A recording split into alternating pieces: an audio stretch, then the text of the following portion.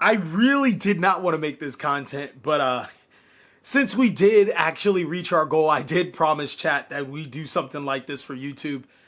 And let's just try to make the best of the situation, right? What's going on with ya, big dog? And it is an amazing Thursday. I hope you guys are having an amazing Thursday. And if you aren't, don't let what happened at the beginning of your day ruin the rest of your day. Hopefully this video will ruin the rest of my day. Or probably not. No, but in all seriousness, we are doing a waifu tier list. I'm going to go ahead and rate these cards on how aesthetically pleasing they are, as well as their competitive history. So it'll be really exciting, really fun. Let's jump on in. Okay, guys, so this was incredibly hard just to get to the tiers. It has been a struggle just to get some somewhat decent tiers because chat, you know, they weebish, you know what I mean? So we are here today on Twitch. And we're going to be doing a waifu tier list, mainly because we're just doing so well. And this is in celebration of our Twitch community. Really, really excited to have everybody here. And of course, if you guys want to join the super secret shadow realm, then go ahead and catch us on Twitch. So we have 5 different categories, and we will be rating these cards not only from competitive playability, but also how aesthetically pleasing they are, as well as lore. We have queen pieces. This is something that I could not argue with chat here. These are the top tier Yu-Gi-Oh cards. Not only are these cards good, but they're iconic inside of the Yu-Gi-Oh community. Next is going to be really, really dope looking Yu-Gi-Oh cards. Maybe these cards were never competitive at any way, shape, and form, but it's almost a shame as their artwork basically say, yo, I should have been competitive.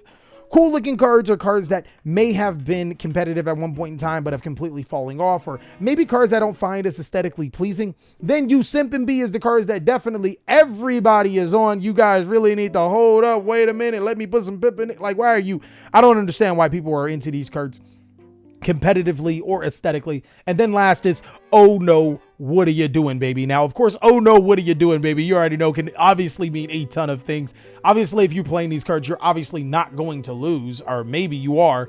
But there's a reason why these cards will be there, and I'll explain as we go there. The first card we are going to talk about is Tour Guide from the Underworld. This card is iconic, guys, as it is seen and highly regarded as one of the best cards to ever have touched the Yu-Gi-Oh card game. This card is amazing and was a TCG exclusive for the people that didn't know. Yes, you are elite. We might be McCream. It allows you to tutor a level 3 fiend monster to your side of the field, which is amazing for Xseed play. Ironically, for the people that did not know, Tour Guide from the Underworld didn't even come out in the Xseed format. It came out in Synchro format right before Xseed came out, but then eventually solidified itself as one of the best cards in Yu-Gi-Oh, being played in so many decks back in the day, and then being played in Burning Abyss and other decks now.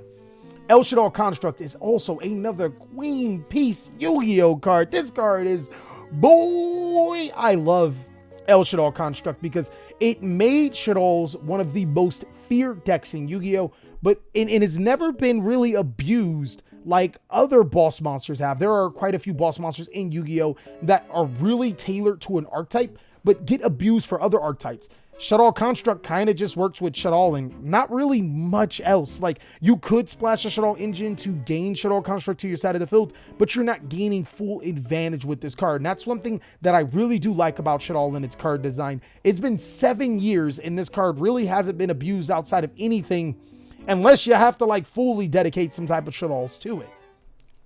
Moving forward, I think that Dark Elf is a dope Yu-Gi-Oh card. Unfortunately, Dark Elf was never a good Yu-Gi-Oh card. 2000 attack. It requires 1,000 life points to attack, and as you guys should know, life points don't mean anything. But yeah, Dark Elf was an amazing Yu-Gi-Oh card. I don't understand why would they put so great art on a Yu-Gi-Oh card and not make it a really good competitive card.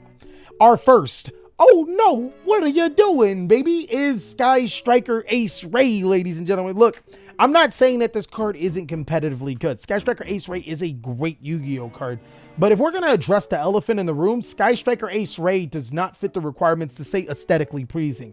I feel completely creeped out when players say this card looks aesthetically pleasing in a way where I'm obviously saying it PG wise. They say it a different way because it looks like a schoolgirl. Let's just put it like that. That's just, what are you doing? Seriously. I think it's a great Yu-Gi-Oh card. Awesome art. But when we start to say waifu, when people start to say Sky Striker Ace Ray, I start to call the FBI. Beatrice, Lady of the Eternal, is another Queen Piece Yu-Gi-Oh card. You know what I mean?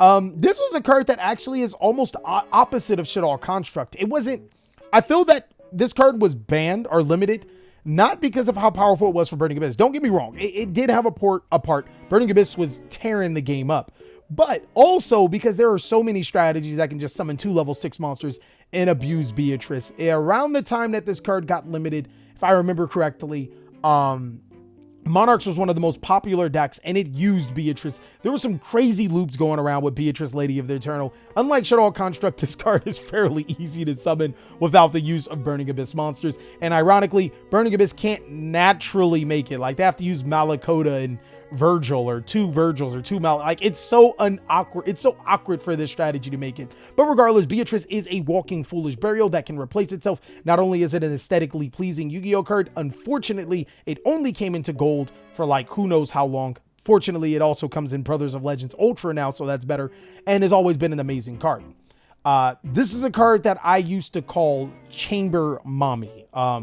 And I don't mean to be that guy, but yeah, this card's pretty dope. Unfortunately, this card has stopped being, or I wouldn't say stopped being good, but it's really good inside of Dragon Maids, but it's even better in Dragon Link. I know it gotta, you know, but yeah, Chamber Dragon Maid is an amazing card because it searches Dragon Maid Tiding, provides itself as a dragon monster to be summoned to the side of the field, and is just a dope Yu-Gi-Oh card. I never thought that the Yu-Gi-Oh card game can get me interested into maids. You know what I mean? Like, all of them are pretty aesthetically cool. Like, they're cool cards, but like, this one's like cleaning the bedroom. The other one like cleans a kitchen. Like, and they look really cool.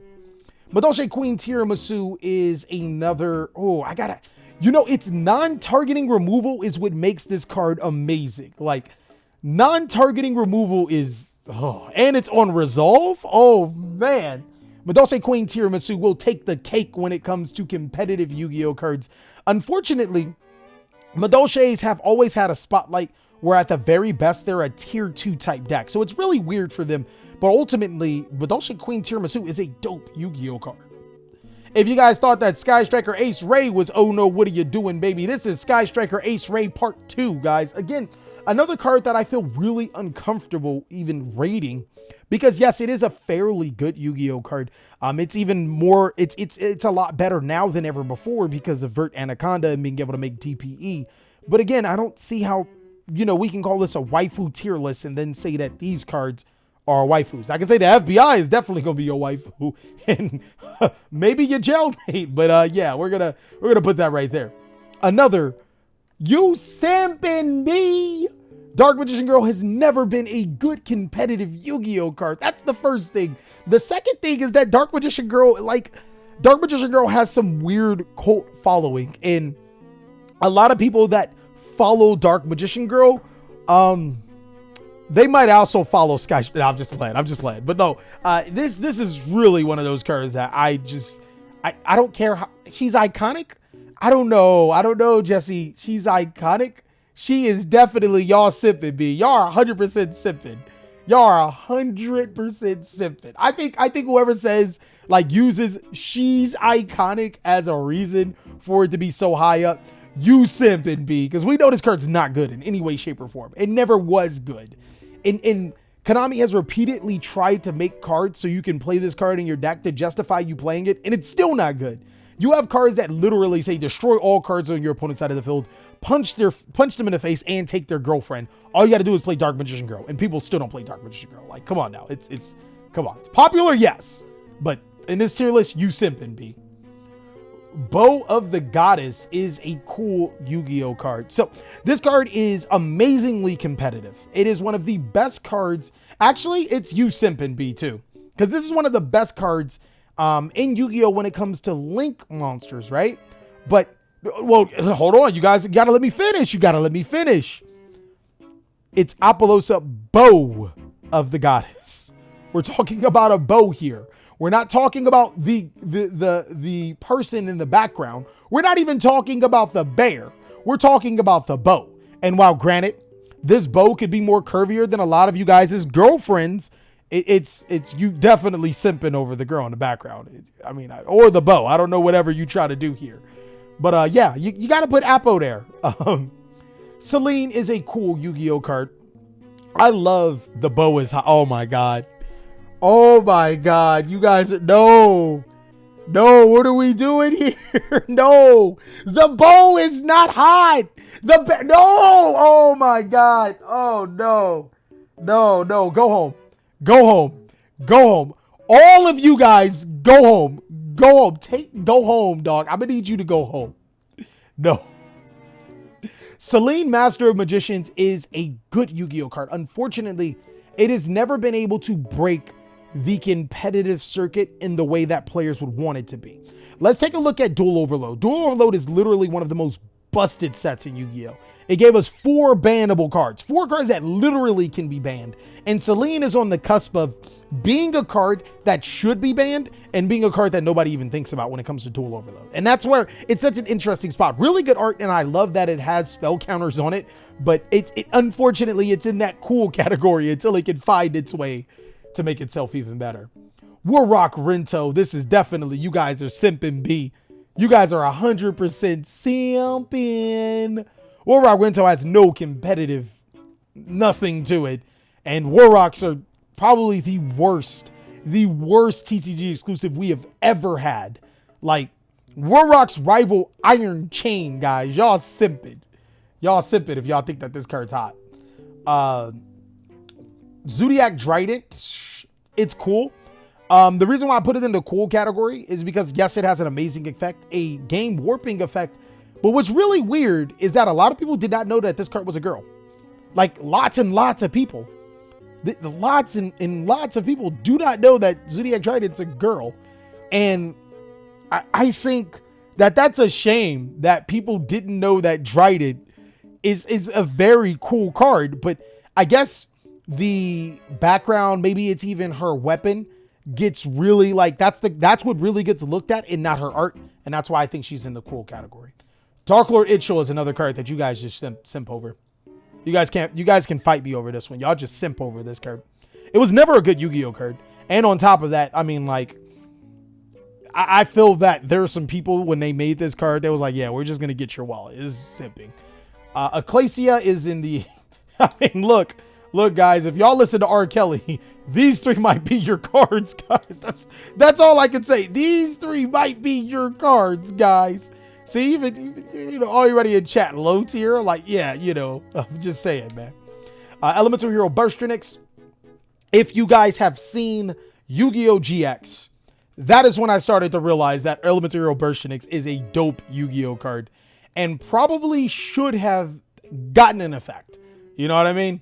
But, yeah, she's not dope. I think, you know what? I'm not even gonna lie. I might be simping, okay? I might be simping. I just might be simping. You got to check yourself sometimes. And I just might be simping on Burstinatrix. The alt art is dope, though. The alt art is dope. Y'all can't argue with that. Summon Sorceress is an amazing Yu-Gi-Oh card. There's a reason why she's on the forbidden list. Being able to spell summon monsters from the deck to the side of the field. Her Evil Hero Fusion and all. I mean, come on now. We're simping, guys. We're simping. Summon Sorceress is an amazing Yu-Gi-Oh card. Being able to spell summon from the deck to the side of the field. You know what? Summoning Sorceress looks so close to like what Dark Magician Girl should have been. We can actually just almost put her here. I mean, she made so many decks, like ABC, like they're Orcus. There's so many decks that she literally just made. I'm gonna put her right there. The alt art IP Masquerena. I don't know if it's dope. I don't know if it's queen.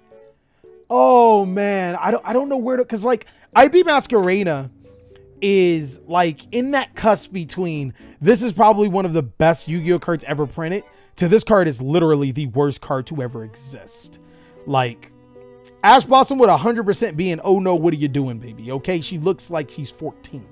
All right, but IP is, you know what? I'm gonna go alternate art motorcycle. IP is queen. Alternate art motorcycle. It just looks. It's an aesthetically pleasing card. It's an amazing card. You know what I mean? Harpy Lady, you guys were simping. Look, a lot of us Yugi boomers were maybe maybe 8 or 9 at the time. So anything that we seen was like hot. Like the pink and yellow Power Rangers, hot. The yellow Power Ranger from the second Power Rangers, hot. What else? Alexa Rose, hot. Taya and My Valentine, hot. So you're simping if you think that this card's hot. I mean, look, it's not hot. This is not why it's hot, okay? But it is one of the best normal monsters in Yu-Gi-Oh! Because of the support. Cyber Angel Benton is, this card's really dope. I want you guys to look at the art of Cyber Angel Benton and then tell me that this card's not a cool looking card. You know what I mean? Also, it has a really, Pink Power Ranger's not hot. Also, it has a really good effect of being able to search. You know what I mean? Pretty cool. Injection Fairy Lily is another dope Yu-Gi-Oh! Card. This did see competitive play back in older formats. Paying 2,000 light points to make her 3,400 was almost incredibly insane. Unfortunately, not good today's Yu-Gi-Oh! Wish it actually stayed relevant like some of the other cards. High Priesthood of Prophecy is cool. I think High Priestess is good, but has never really been good. You know what I mean? Like Spellbooks really enjoyed High Priestess of Prophecy, but they never got to actually use it competitively because once Dragon Rulers came out, High Priestess has got, you know, power creep for cards like Kaiku and Jowgen, but it's still overall a really good card. Ironically, this really does look like Summon Sorceress. Like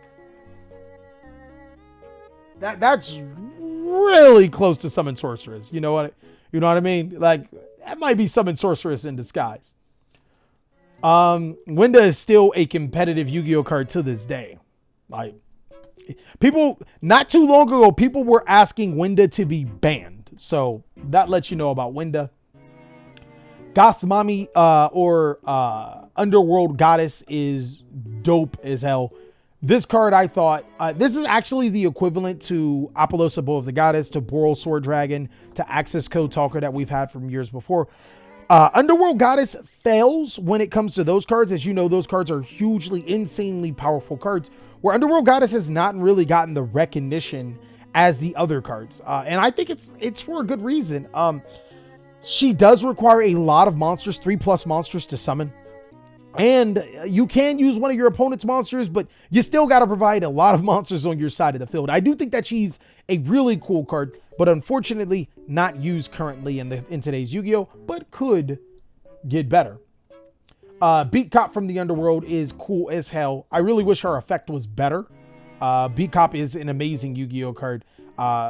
Good with Layer of Darkness has the link. It's probably the best generic link to with arrows pointing down. So there's that. Evil Twin, and you guys see why we put the Evil Twins here, because the live twins look way too young. The Evil Twin monsters, all of them, I have to put them in cool. But if you guys made me rate one over the other, it would go Sunny. I like the taller girl in Sunny. I think aesthetically she's a great card. And these effects are also better. This is probably the best effect. Then Blue, Leela, then Kisako. I don't know. I liked Raven as opposed to Starfire off of Teen Titans, and this is probably reflective of that. You know what I mean? Silent Magician is you simping, guys. You already know you simping if you're talking about Silent Magician. This is 100% a card that you are simping going to the max. And I mean, this is Queen. This is Queen. Look, I am simping. When it comes to Dama Mama, it's a reason why we call her Dama Mama, chat. I am simping. And I am going to use my veto power to put Dama Mama in the Queen category. Chat, Dama Mama is Queen. Is she competitively good? No. But one day, maybe one day,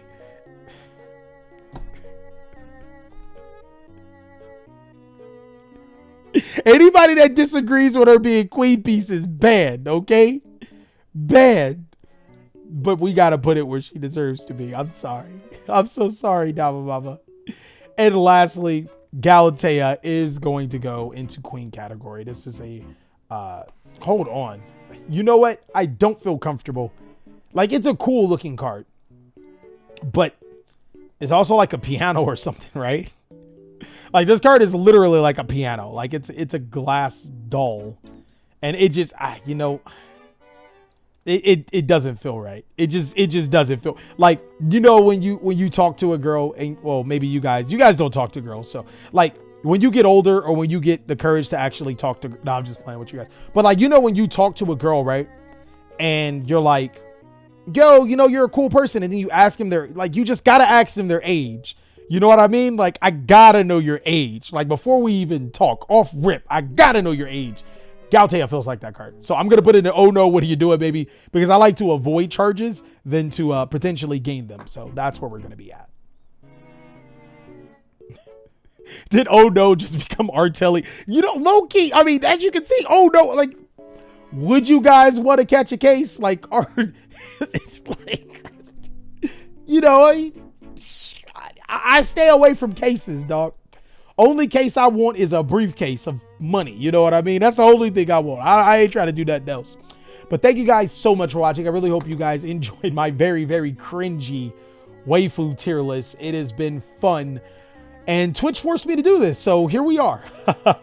I do owe them that. But of course, if you guys want to see more amazing content, go ahead and follow, check out these videos, and be sure to catch us on Twitch where we talk about tier lists like this. And of course, I'll catch you on the next one.